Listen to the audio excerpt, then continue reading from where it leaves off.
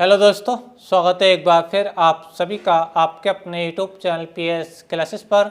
तो दोस्तों, आज के इस वीडियो लेक्चर से हम 12th क्लास केमिस्ट्री के चैप्टर वाइज उन क्वेश्चन का वीडियो अपलोड करेंगे जो आपके बोर्ड एग्जाम की दृष्टि से बेहद ही महत्वपूर्ण है। और इस बात की आपको बच्चों हमें काफ़ी कमेंट भी प्राप्त हो रही थी कि सर 12th क्लास केमिस्ट्री के चैप्टर वाइज उन क्वेश्चन का वीडियो बनाइए जो बोर्ड एग्जाम के लिए ज़्यादा महत्वपूर्ण है। तो स्टूडेंट, आज के इस वीडियो लेक्चर में हम पहले लेसन को स्टार्ट करेंगे जिसका नाम है सॉलिड स्टेट अर्थात ठोस अवस्था। दोस्तों, आपको बताता चलूँ कि ये जो लेसन है आपके बोर्ड एग्जाम में 4 नंबर में पूछा जाता है। यानी कहने का मतलब ये है बच्चों, इस लेसन से आपको 4 नंबर का सिलेबस बोर्ड एग्जाम में पूछा जाएगा। ठीक है, अब देखिए कैसे पूछा जाएगा उसको भी मैं आपको बताता चलूँ। देखिए, इसके अंदर 2 टॉपिक बहुत ही महत्वपूर्ण माने जाते हैं। पहला टॉपिक है बच्चों आपका किसी सॉलिड यूनिट सेल के अंदर यानी एक कोष्ठक के अंदर संकुलन क्षमता की गणना करने के लिए आता है, जो 3 नंबर में पूछा जाता है एक सवाल। ठीक है, और बच्चा 1 नंबर उसमें आपको या तो बच्चों कोई डेफिनेशन आपको पूछ ली जाती है या फिर आपसे कोई MCQ पूछ लिया जाता है। और ज़्यादातर जो क्वेश्चन पूछा जाता है 1 नंबर में ऑब्जेक्टिव टाइप ही पूछा जाता है 1 नंबर में। और 3 नंबर में पूछा जाता है बच्चों किसी सेल के अंदर संकुलन क्षमता की गणना करना। ठीक है, तो आज के इस वीडियो लेक्चर में हम सिंपल क्यूबिक यूनिट सेल यानी सरल एकक कोष्ठिका में हम संकुलन क्षमता की गणना करेंगे स्टूडेंट। ठीक है, बस में आप लोग को अब आप सोच रहे हैं संकुलन क्षमता यानी पैकिंग एफिशिएंसी ये होता क्या है। चलिए मैं आपको अच्छे से समझाता हूँ।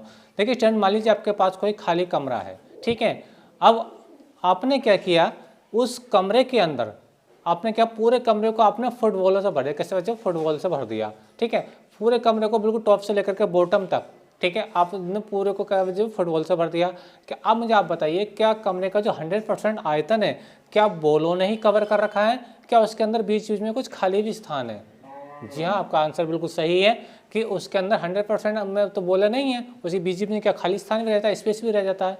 तो बच्चों, हम संकुलन क्षमता में यही ज्ञात करते हैं कि किसी यूनिट सेल के अंदर कितने % वॉल्यूम उसके अवयवी कणों ने कवर किया है और कितना % एरिया जो है उस कोष्ठक के अंदर अभी वॉइड के रूप में अर्थात खाली स्थान के रूप में है। ठीक है, तो आज के इस वीडियो लेक्चर में हम सरल एकक कोष्ठिका में संकुलन क्षमता की गणना करेंगे। चलिए समझाते हैं आप लोगों को। तो स्टूडेंट, जैसा कि आप स्क्रीन पर देख पा रहे होंगे, मैंने एक सरल एकक कोष्ठिका जिसको हम सिंपल क्यूबिक सेल यानी SCC के नाम से जानते हैं। ठीक है, और ये ऐसी कोष्ठिका होती है बच्चों, इसमें कोष्ठिका के 8 कोने होते हैं। बच्चों कितने कोने होते हैं? 8 कोने होते हैं और हर कोने पर बच्चों एक एक पार्टिकल होता है। एक एक पार्टिकल होता है। देखिए 4 कोने ऊपर आप देख पा रहे होंगे। ठीक है, जिसपे एक एक पार्टिकल है। 4 ही कोने आप नीचे देख पा रहे हैं जिसपे भी एक एक पार्टिकल है। कोष्ठिका का मीनिंग का मतलब ऐसा समझ लीजिए, एक एग्जाम्पल मैं दे रहा हूँ। जैसे आप लूडो का गोटा देते हैं, लूडो जो खेलते हैं उसका जो गुटका होता है उसके आप देखते होंगे 8 कोने होते हैं। कितने कोने होते हैं बच्चों? सॉरी, उसके 8 कोने होते हैं। ठीक है, 4 कोने ऊपर की ओर, 4 कोने नीचे की ओर। ठीक है, बात समझ में आ रही है आप लोगों को? ठीक है, तो हम इसके अंदर ये देखना है बच्चों कि कितने % एरिया जो इसके अवयवी कणों ने कवर किया है और कितना % एरिया इसके अंदर क्या रहता है बच्चों, वॉइड के रूप में आता है, खाली स्थान के रूप में रहता है। ठीक है, तो चलिए शुरुआत करें। नेक्स्ट एंड तो देखिए एक सिंपल क्यूबिक सेल है यानी सरल एकक कोष्ठिका है और हर कोने पर बच्चों एक एक पार्टिकल है। बात समझ रहे आप लोग, जैसे कि आप स्क्रीन पर देख भी रहा होगा। लेकिन बच्चों अगर इसी स्ट्रक्चर को अगर आप जूम करके देखो, आप इसको बड़ा करके देखो बच्चों, तो ये पार्टिकल कैसे होते हैं बच्चों? रियल में ऐसे होते हैं। ठीक है, अगर हम जूम करके देखें तो देखिए मैंने कोई एक फेस बना रखा है। देखिए ये वाला फेस मैंने आपको बना दिया, ये वाला फेस। ठीक है, जो आपके कोष्ठक के सामने की ओर को दिख रहा है ये। ठीक है, यानी तो ये फेस को मैंने यहाँ पर ड्रॉ कर लिया ताकि आपको बेटर इसका रियल फील आ जाए स्टूडेंट। ठीक है, तो ये जो ऊपर दोनों पार्टिकल हैं, ये वाले दोनों पार्टिकल वो ये हैं और जो नीचे वाले दोनों पार्टिकल हैं बच्चों वो ये है। बात समझिए आप लोगों को? ठीक है, रियल में ऐसा होता है। ये मैंने आपको जूम करके दिखाया इसी के एक फेस को अलग से। ठीक है, अच्छा अब कैसे कैलकुलेट करेंगे इसकी पैकिंग एफिशिएंसी को यानी संकुलन क्षमता को, उसको समझें। पहले हम बच्चों इसकी जो ये जो क्यूब आप देख पा रहे हैं, इसकी जो साइड आप देख पा रहे होंगे ये। ठीक है, इसकी लेंथ हमने A मान ली। क्या मान ली बच्चों? A मान ली। बस समझिए आप लोग को, अगर ये A है बच्चों तो जाहिर सी बात है ये भी इसकी जो लेंथ है वो भी A होगी। कितनी होगी बच्चों? A के बराबर होगी। उम्मीद करता हूँ मेरी बात आपको। अब सारी लेंथ जो इसकी सारी जो भुजाएं वो सब A के बराबर ही होंगी, क्योंकि लूडो का जो गोटा होता है उसकी जितनी लंबाई होती है उतनी चौड़ाई होती है, उतनी क्या होती है उसकी ऊंचाई भी होती है। ठीक है, बस समझिए आप लोगों को? अच्छा ठीक है, तो अगर ये A है तो ये भी A है, तो ये भी A होगी, ये भी A होगी और ये भी होगी। बात समझ में आ रही है आप लोगों को? ठीक है, अच्छा क्योंकि वर्गाकार एक फलक है स्टूडेंट। ठीक है, अच्छा अब आगे क्या करें? देखिए अगर ये जो पार्टिकल आप देख पा रहे हैं, मान लीजिए इसकी रेडियस बच्चों यानी त्रिज्या R है। कितनी R? और ये मान लीजिए ये भी त्रिज्या R है। तो आप स्टूडेंट यहाँ पर देखेंगे स्टूडेंट, तो ये ए इज इक्वल टू कितना हो जाएगा, 2r के बराबर हो जाएगा। ए इज इक्वल टू कितना हो जाएगा बच्चों, 2r हो जाएगा। मैं यहाँ पे चाहे तो यहाँ लिख सकते हो, देखो ए इज इक्वल टू कितना आएगा बच्चों, 2r के बराबर आ जाएगा। यानी एक आर ये है और एक आर ये है, और ये पूरी जो भुजा यहाँ से यहाँ तक वो कितनी है, ए है बच्चों। तो ए और ए मिला के कितना हो जाएगा, ये 2r के बराबर हो जाएगा। एक आर ये, एक आर ये, बात समझ आ, कहीं से भी देख लेते हैं, एक आर ये और एक आर ये, तो पूरा ये हो गया। यानी ए से लेके मान लो ये मैं ए भी कह रहा हूँ इसको, कैपिटल ए भी, ठीक है। तो ये क्या ए के बराबर है, तो इसमें ये क्या एक आर ये बच्चों, एक आर ये, तो पूरा ए भी यानी स्मॉल ए क्या करोगे बच्चों, 2r के बराबर स्टूडेंट, ठीक है। चलिए कैलकुलेट करते हैं, तो इस चीज़ को मान लेते हैं। देखिए सॉल्यूशन देखिए इसका यहाँ से, यानी हल देखेंगे यहाँ से। माना कोष्ठिका की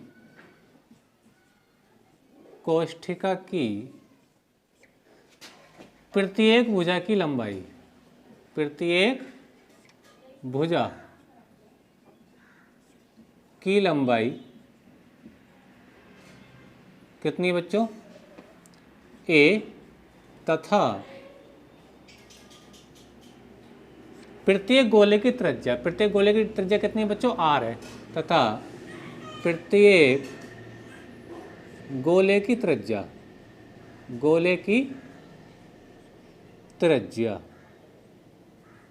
कितनी बच्चों, वो r है, ठीक है।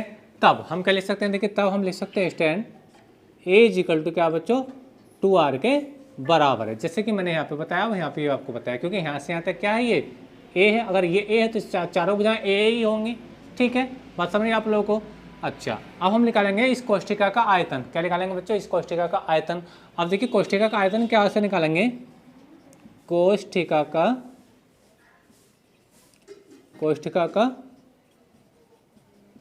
आयतन क्या फार्मूला होता है, ठीक है। आयतन निकालने का फार्मूला होता है बच्चों, भुजा की घात 3, यानी ये क्या है, क्यूब है, और क्यूब यानी घन का आयतन होता है भुजा की घात 3। तो भुजा कितनी है, ए, कितनी बच्चों, ए, तो ए की घात 3 हो जाएगी, और ए की वैल्यू है कितनी बच्चों, ए की वैल्यू है 2r, कितने बच्चों, तो 2r का क्या हो जाएगा बच्चों, क्यूब हो जाएगा। तो कुल मिलाकर कितना आ जाएगा बच्चों, 8r की क्यूब आ जाएगा बच्चों, कितना आ जाएगा, 8r की क्यूब आ जाएगा। बात समझ आ रही है आप लोगों को, ठीक है। अच्छा, अब देखिए हम फार्मूला लगा देंगे पैकिंग एफिशिएंसी का, यानी संकुलन क्षमता का। इसलिए संकुलन क्षमता जो होगी बच्चों, संकुलन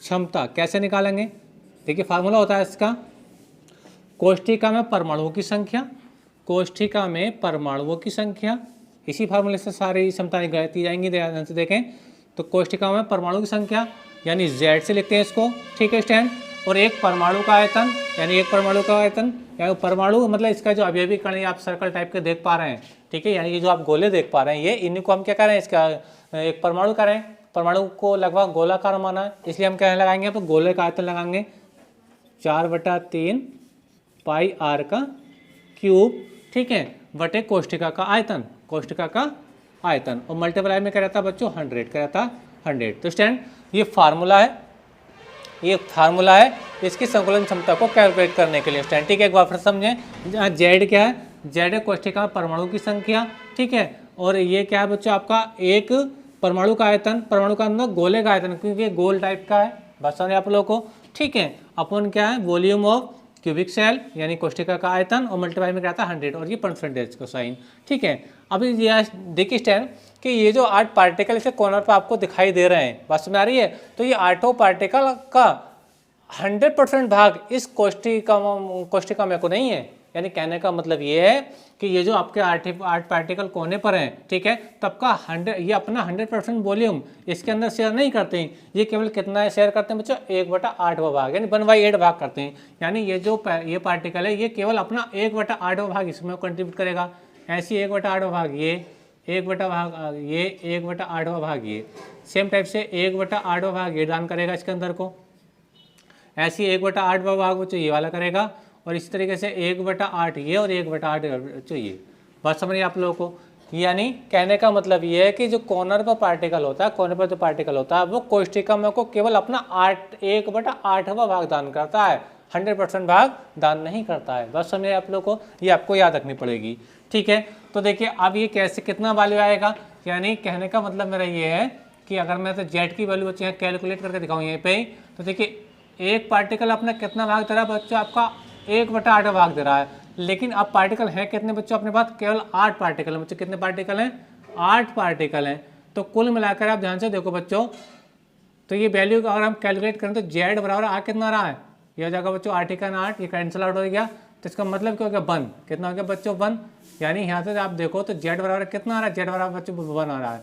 यानी सरल एकक कोष्ठक के अंदर, सरल एकक कोष्ठिका में क्या होता है बच्चों, अवयवी कणों की संख्या जो होती है वो परमाणु संख्या कितनी होती है बच्चों, 1 होती है। बात समझ आप लोगों को। तो जेड का मान कितना रहेगा, 1 रहेगा बच्चों। कितना रहेगा, 1 रख दिया स्टैंड। ठीक है, ये आ गया। ठीक है, 4/3 पाई आर क्यू। ठीक है, 4/3 को मैं नीचे कॉपी कर लूँगा। ठीक है, और ये मल्टीप्लाई वाला जो 100 है बच्चों वो आपका ये आ गया। ठीक है, ध्यान से समझें। और ये आपका वी का मान कितना बच्चों, 8 पाई आर क्यू।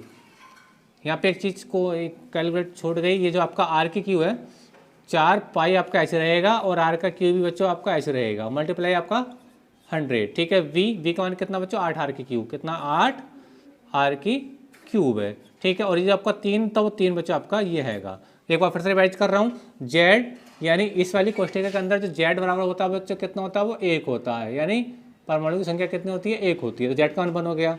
ठीक है, 4/3 पाई आर क्यू, 4/3 देखो 4 ही आएगा, 3 है कोई प्रॉब्लम नहीं है। पाई आर की क्यूब आपका सेम रखा है, 100 आपका ये आएगा। यहाँ से देखिए आर का क्यूब आर की क्यूब से कैंसिल आउट हो जाएगा बच्चों। ठीक है, और यहाँ से देखिए 4 से ये भी कट जाएगा, तो ये 4 दूनी कितना हो जाएगा बच्चों, ये 8 हो जाएगा। ठीक है, 2 कितना हो जाएगा बच्चों, कुल मिलाकर 6 हो जाएगा। कितना हो जाएगा, 6 हो जाएगा। ठीक है, चलिए मैं थोड़ा इसको ऊपर से रब कर देता हूँ। ठीक है, चाहे तो आप इसका स्क्रीनशॉट ले लीजिए। अब मैं इसका फाइनली आंसर आपको निकाल कर बताने वाला हूँ। ठीक है, तो देखिए मैं थोड़ा यहाँ से इसको रब कर लेता हूँ, यहाँ पे इसका आंसर हो जाएगा स्टैंड। ठीक है, चलिए तो मैं यहाँ से इसको निकाल ले देता हूँ। तो देखिए अब इसका फाइनली आंसर आएगा तो अपने पास देखिए कितना बचेगा शेष। मैं नीचे इसलिए नहीं लेकर आऊँ, पता नहीं स्क्रीन पर आप देख भी पा रहे हैं नहीं देख पा रहे हैं, एक बार ट्राई कर लेता हूँ मैं। तो चलिए देखिए थोड़ा मैं इधर लिख देता हूँ इसको। तो कितना बचेगा देखिए, संकुलन क्षमता यानी पैकिंग एफिशिएंसी, इसको इंग्लिश में बोले तो पैकिंग एफिशिएंसी कितना आएगा। देखिए यहाँ से केवल पाई बचेगा। कितना बचेगा, पाई। और पाई का मान कितना होता है बच्चों, 3.14 होता है। कितना होता है, 3.14 होता है। ठीक है, और 100 बच्चों आपका ये रहा। ठीक है, और अपर में 2 तिया कितना हो जाएगा बच्चों, ये 6 हो जाएगा। कितना हो जाएगा, 6 हो जाएगा स्टूडेंट। ठीक है, मल्टीप्लाई कराओगे तो पूरा ये हो जाएगा 314 हो जाएगा, क्योंकि 2 जीरो है, 2 के बाद में पॉइंट है तो आपके जीरो खत्म हो जाएंगे बच्चों। कितना हो जाएगा, 314 बटे कितना हो जाएगा, 6 हो जाएगा। ठीक है, आप इसको भाग कर लीजिए तो आएगा आपका 6 पंजे 30 हो जाएगा। एक बचेगा बच्चों, कितना हो जाएगा, 14 हो जाएगा। ठीक है, जब 14 हो जाएगा तो कितना हो जाएगा, ये 6 दूनी 12, पॉइंट ला कर जीरो बढ़ा लो। ठीक है, 6 तिया 18। बात समझ में आ रही है। एक बार फिर से आपको समझ में आ रहा होगा, फिर रिवीज कर लीजिए। देखिए 6 पंजे 30 हो जाएगा, कितना बचेगा, 1 बचेगा। 1 बचेगा तो 14 हो जाएंगे, तो 6 दूनी 12। ठीक है, 2 बचे, पॉइंट ला के 20 हो गया, 6 तिया 18। तो लगभग कितना आ रहा है बच्चों, 22.3% आ रहा है। कितना आ रहा है बच्चों, कटने के बाद आपका पैकिंग एफिशिएंसी बच्चों कितना आ गया। फाइनली आंसर आपका पैकिंग एफिशिएंसी का जो फार्मूला आया कितना आया बच्चों आपका। तो अप्रोक्स में लिखने जाओगे तो बच्चों कितना लिखते हैं इसको हम, केवल 52% लिखते हैं बच्चों। कितना लिखते हैं, पैकिंग एफिशिएंसी कितना है बच्चों, 52% हो गया। यानी कहने का मतलब ये बच्चों, कहने का मतलब मेरा ये है कि सरल एकक कोष्ठिका के अंदर 52% एरिया में क्या होते हैं, इसके अवयवी पार्टिकल्स होते हैं। ठीक है, और बाकी एरिया इसका जो कोशिका वॉल्यूम कितना होता है, 100%। टोटल वॉल्यूम कितना होता है, 100% होता है। तो 100% में 52% में क्या है, इसके अवयवी पार्टिकल्स हैं, यानी अवयवी कण है। ठीक है, फिर बाकी कितना बचा, बाकी इसके अंदर खाली स्थान की बात करें, जैसे ये स्पेस आप देख पा रहे हैं, ये खाली स्थान होगा इसके अंदर। तो ये स्पेस किसने आएगा, इसको बोलते हैं बच्चों वॉइड। क्या बोलते हैं, वॉइड यानी रिक्तिका। तो वॉइड कितना हो जाएगा, देखिए वॉइड आएगा स्टैंड आपके पास, वॉइड परसेंट निकाल रहे हैं। तो देखिए 100% तो आयतन होता है, 52% में क्या है इसके अवयवी कण है।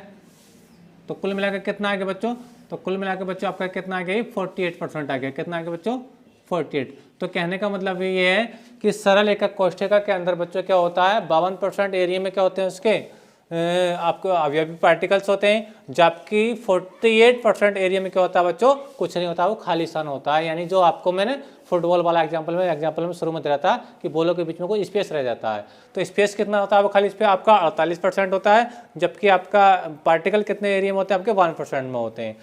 तो ये आपको मैंने बताया स्टैंड, और ये इसका फाइनली आंसर यहाँ पे स्टॉप हो गया था स्टैंड। ठीक है, उम्मीद करता हूँ आपको वीडियो लेक्चर अच्छा लगा होगा। वीडियो अच्छा लगा तो प्लीज़ वीडियो को लाइक और चैनल को सब्सक्राइब जरूर करें। मिलेंगे नेक्स्ट वीडियो में, तब तक के लिए धन्यवाद, बेस्ट ऑफ लक।